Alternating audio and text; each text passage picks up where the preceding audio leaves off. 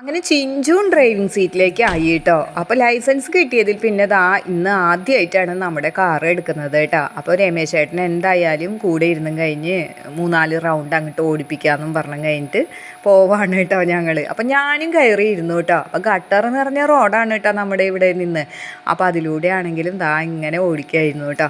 അപ്പോൾ ഒരു സന്തോഷവും ഒരു അഭിമാനമൊക്കെ തോന്നിയിട്ടോ. അങ്ങനെ മകൾക്കും ഡ്രൈവിംഗ് ലൈസൻസ് കിട്ടിയല്ലോ.